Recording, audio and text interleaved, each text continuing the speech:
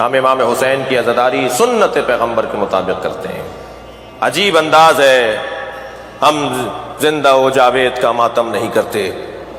یہ مصرع بھی اگر بنا ہے تو اردو میں ہی بنا ہے۔ عرب نے کسی نے نہیں کہا کہ ہم زندہ و جاوید کا ماتم نہیں کرتے۔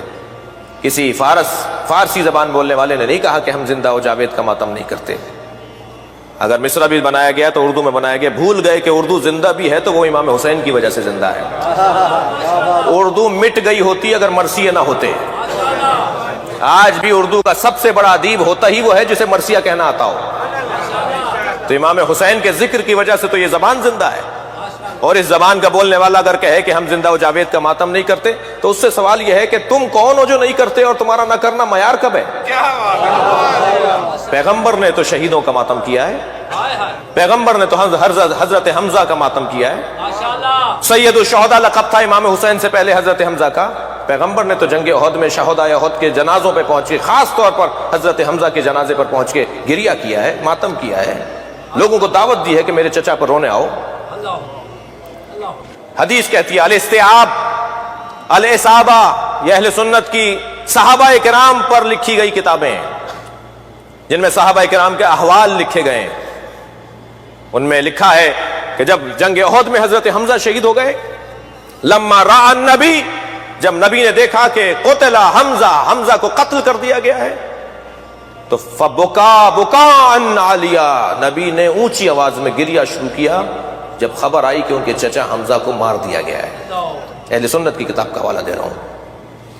اور جب پہنچے ہیں سرکار لما را مسلبہ، جب نبی نے دیکھا کہ جنازے کی بے حرمتی بھی ہوئی ہے، دور سے خبر پہنچی تھی، جب جنازے پہ سرکار حضرت حمزہ کے جنازے پہ پہنچے تو حضرت نبی مکرم نے دیکھا کہ حمزہ کے جنازے کی بے حرمتی بھی ہے، ان کا سینہ چاک کر کے ان کا کلیجہ نکالا گیا ہے، اور آپ کے کانوں کو بریدہ کیا گیا، آپ کی ناک کو بریدہ کیا گیا۔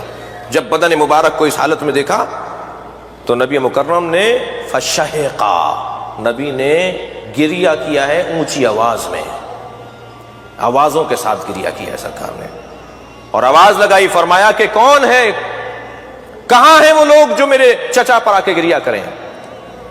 تو عورتیں جنگ احد میں شہیدوں، اپنے اپنے شہیدوں کے لاشوں پہ بیٹھی ہوئی ماتم کر رہی تھی، گریہ کر رہی تھی، مدینے کی عورتیں، مسلمان عورتیں۔ جب یہ اعلان ہوا کہ سرکار کہہ رہے ہیں میرے چچا پر کوئی ماتم نہیں کر رہا، تو ساری عورتیں اپنے شہیدوں کے لاشیں چھوڑ چھوڑ کر آ گئی تھی، کیونکہ نبی کی خواہش ہے کہ حمزہ کے جنازے پہ ماتم ہو۔ یہ اہل سنت کی کتابوں کی روایات ہیں، ہمارے بھائیوں نے لکھا ہے یہ۔ مجھے تعجب اس بات پر ہے کہ اپنی کتابیں کیوں نہیں پڑھتے، اور سارے مسلمان عورتیں آ کر حضرت حمزہ کے جنازے پر بیٹھیں۔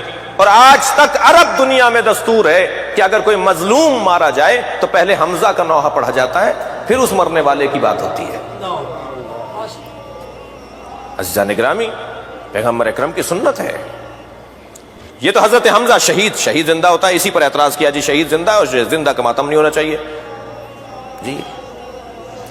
میرے مولا امام حسین جب اس دنیا میں تشریف لائے، نبی مکرم نے گود میں لے کر رونا شروع کیا، اور قریب بیٹھی ہوئی اپنی ایک زوجہ سے فرمایا کہ خبردار فاطمہ کو مت بتانا کہ یہی وہ حسین ہے جسے بھوکا پیاسا مارا جائے گا، کہ فاطمہ قریب الولادت ہیں، ابھی بچے کی ولادت ہوئی ہے، لہٰذا فاطمہ کو تکلیف ہوگی۔ جب کئی مرتبہ سیدہ نے دیکھ لیا کہ بابا جب بھی حسین سے ملتے ہیں تو روتے ہیں، تو پوچھا بابا آپ میرے حسین سے مل کے روتے کیوں ہیں؟ فرمایا فاطمہ یہی حسین ہے جو ابراہیم کی قربانی کا فدیہ ہے، ابراہیم کی قربانی مؤخر ہو گئی تھی اس کی قربانی کی وجہ سے، اولاد ابراہیم میں سے ہے۔ فرمانے لگی بابا کیا ہوگا؟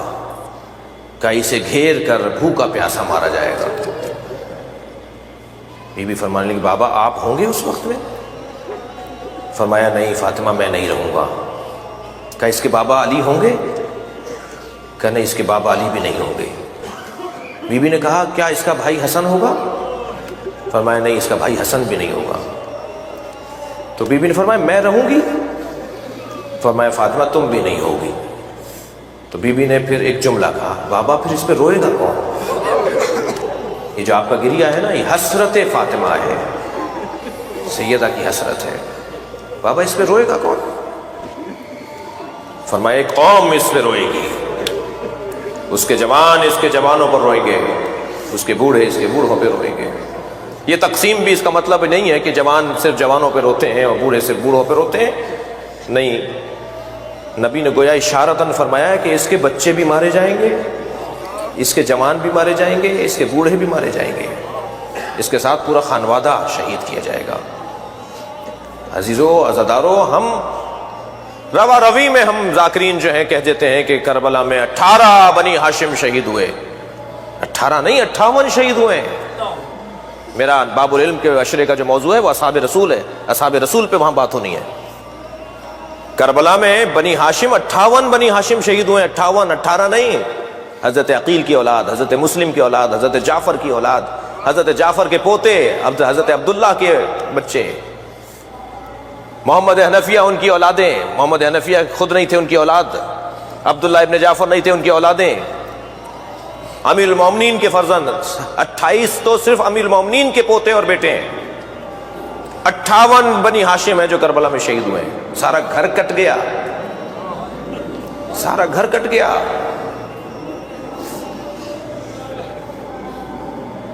کیا ہوا ہے کربلا میں؟ یہ جو گریہ ہے، جو ماتم ہے، یہ جو عزاداری ہے، اس کے پیچھے اللہ کا ارادہ ہے. ہم کچھ نہیں کر رہے، ہم سے کروایا جا رہا ہے. ہمیں فخر اس بات پر ہے کہ ہم سے وہ کروایا جا رہا ہے کہ جو سیدہ کی تمنا ہے، جو اہل بیت کی خواہش ہے، جو نبی کی آرزو ہے. مجھے دلیل دینے دیجئے. ہمارے ہاں کوئی کام بھی بغیر قرآن اور سنت اور حدیث کے سے ہٹ کر نہیں ہے. کبھی کبھی یہ جملہ، یہ لہجہ ہمیں سننے کو ملتا ہے کہ میرا نظریہ یہ ہے. بھئی تم کون ہو؟ اس جملے کی اصلاح کریں. ہمارا کوئی نظریہ نہیں ہوتا، ہم ہے ہی نہیں کچھ، ہماری کوئی حیثیت ہی نہیں ہے. ہمارا کیا نظریہ ہوگا؟ ہمارا نظریہ ہے تو قرآن کا نظریہ ہے. ہمارا نظریہ ہو تو حدیث کے مطابق ہو. اپنا نظریہ ہمارا کوئی نہیں ہے. قرآن ہمیں اجازت دیتا ہے، قرآن ہمیں حکم دیتا ہے. صرف اجازت نہیں، جواز کی بات نہیں ہے، حکم کی بات ہے. قرآن ہمیں حکم دیتا ہے کہ ایسا کرو. سورہ مبارکہ نساء چند آیتیں سن لیجئے عزاداری کے اوپر. سورہ مبارکہ نساء، لا يحب اللہ الجہر بالسوء من القول الا من ظلم. اللہ کو اونچی آواز میں کوئی ایسی بات جو کسی کو ناگوار گزرے پسند نہیں ہے. آدھی آیت پڑھنے والے ہم بھی نہیں ہیں. آیت مکمل پڑھیں گے تو کوئی نتیجہ نکلے گا. لا يحب اللہ الجہر بالسوء من القول، اللہ کو اونچی آواز میں کوئی ایسی بات جو کسی کو ناگوار گزرے پسند نہیں ہے. الا من ظلم، مگر جس پہ ظلم ہوا ہے وہ اونچی آواز میں بات کرے، چاہے کسی کو ناگوار گزرے. اللہ کو پسند ہے مظلوم کے حق میں بات کرنا، یہ اللہ کو پسند ہے. طے کرو کائنات کا سب سے بڑا مظلوم کون ہے، طے کرو. شاعر مشرق مصور پاکستان نے اپنے 2 مصروں میں کہا کہ اللہ اللہ بائے بسم اللہ پدر، مانیے ذبح عظیم آمد پسر. علامہ اقبال کہتے ہیں جو حضرت ابراہیم نے قربانی دی اور اسماعیل کے گلے پہ چھری چلا دی اور اسماعیل کی جگہ دمبا ذبح ہو گیا، تو پوچھا یا اللہ کیا میری قربانی قابل قبول نہیں رہی؟ تو جواب یہ آیا وَفَدَيْنَاهُ بِذِبْحٍ عَظِيمٍ، اے ابراہیم ہم نے تمہاری قربانی کو ایک بڑی قربانی پر مؤخر کر دیا ہے، ہم ایک اور بڑی قربانی لیں گے تمہاری اولاد سے. اس سے بڑی قربانی نہیں ہے قرآن کی روح سے، تاریخ کے مشاہدے سے، جسے قربانی کربلا کہا جاتا ہے. سب سے بڑا مظلوم تاریخ کا اگر کوئی ہے تو وہ امام حسین کا وجود ہے. اور قرآن کہہ رہا ہے کہ اللہ کو اونچی آواز میں بات کرنا صرف وہاں پسند ہے چاہے کسی کو برا لگ رہا ہو کہ جہاں مظلوم کے لیے تم بات کر رہے ہو.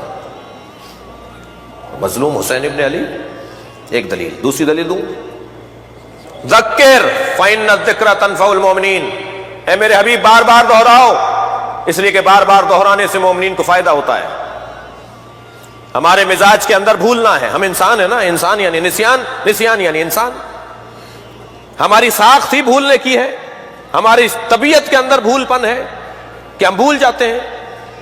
ہمیں 10 دن پہلے کی باتیں یاد نہیں رہتی. ہمارا مزاج بھولنے کا ہے. جب ہمارا مزاج بھولنے کا ہے تو پھر پروردگار عالم نے اہتمام کیا ہے کہ انہیں بھولنے نہ پائے. یہ تاریخ کے مشاہدات کو اور عبرتوں کو اور واقعات کو اور تاریخ کے سبقوں کو بھولے نہیں. میرے حبیب دہراؤ، ذکر، بار بار دہراؤ، ایک بات کو بار بار کرو. ہر سال وہی ذکر، ہر سال وہی مصائب، ہر سال وہی مرثیہ، ہر سال وہی نوحے. قرآن کہہ رہا ہے دوہراؤ اسی کو جو پہلے دہراتے تھے، اس لیے کہ تم بھولنے نہ پاؤ۔ ایک سبق کو بار بار دہراؤ، اس سے اونچا سبق نہیں ہے۔ ذکر فإن الذکر تنفع المؤمنین، بار بار دہراؤ تاکہ مومنین کو اس سے فائدہ پہنچے۔ قرآن کہہ رہا ہے۔ پھر اعلان ہوا وَمَن يُعَظِّمْ شَعَائِرَ اللَّهِ فَإِنَّهَا مِن تَقْوَى الْقُلُوبِ، سورہ مبارکہ شورى، سورہ مبارکہ حج۔ جو اللہ کی نشانیوں کی تعظیم کرتا ہے، یہ تعظیم کرنا در حقیقت تقوی قلبی کی نشانی ہے۔ اگر کوئی متقی بننا چاہتا ہے نا تو حسین کی تعظیم کرنا پڑے گی۔ اور کوئی اور ہے امام حسین کے علاوہ اللہ کی نشانی؟ اللہ کی بڑی نشانیوں میں ایک نشانی خود حسین ابن علی کی ذات۔ لہذا قرآن ہم سے کہہ رہا ہے کہ وَمَن يُعَظِّمْ شَعَائِرَ اللَّهِ، اللہ کی نشانیوں کی تعظیم کرو۔ ایک اور آیت پیش کروں، بلکہ ہم آیت کی خدمت میں پیش ہوں جی۔ قُلْ لَا أَسْأَلُكُمْ عَلَيْهِ أَجْرًا إِلَّا الْمَوَدَّةَ فِي الْقُرْبَى، جو میں نے عنوان گفتگو قرار دیا۔